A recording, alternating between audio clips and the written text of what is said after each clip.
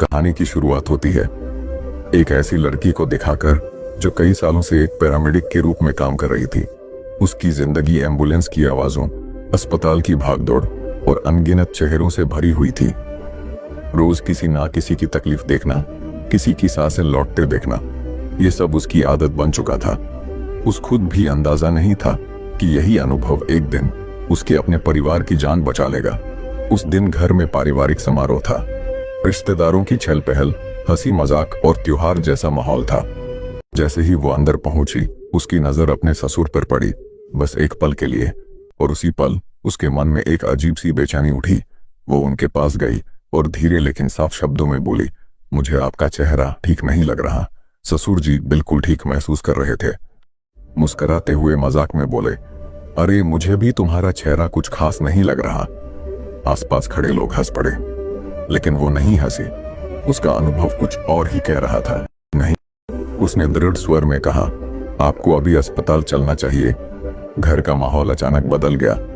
किसी को समझ नहीं आ रहा था कि जब सब ठीक लग रहा है तो इतनी चिंता क्यों।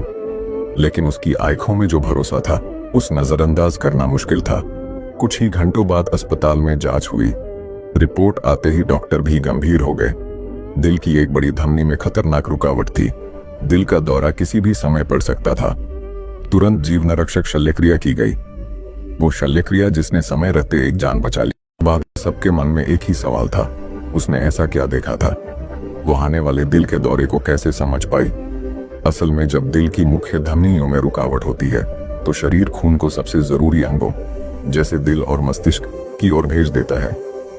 चेहरे की सतह पर खून का प्रवाह बदल जाता है। चेहरे का रंग, उसकी चमक और भाव पहले जैसे नहीं रहते। सालों तक हृदय रोगियों के साथ काम करते करते उस लड़की ने अनजाने में इन सूक्ष्म बदलावों को पहचानना सीख लिया था। यह कहानी सिर्फ चिकित्सा ज्ञान की नहीं है, ये कहानी है अनुभव की, अंदर की चेतावनी देने वाली आवाज की, और उस संवेदनशील नजर की जो खतरे को शब्दों से पहले पहचान लेती है। यही इस कहानी का असली संदेश है, और यही एटॉमिक हैबिट्स की सीख भी है। हम जो काम रोज करते हैं, जो चीजें बार बार देखते हैं और जिन परिस्थितियों से लगातार गुजरते हैं, वे धीरे धीरे हमारी आदत बन जाती है।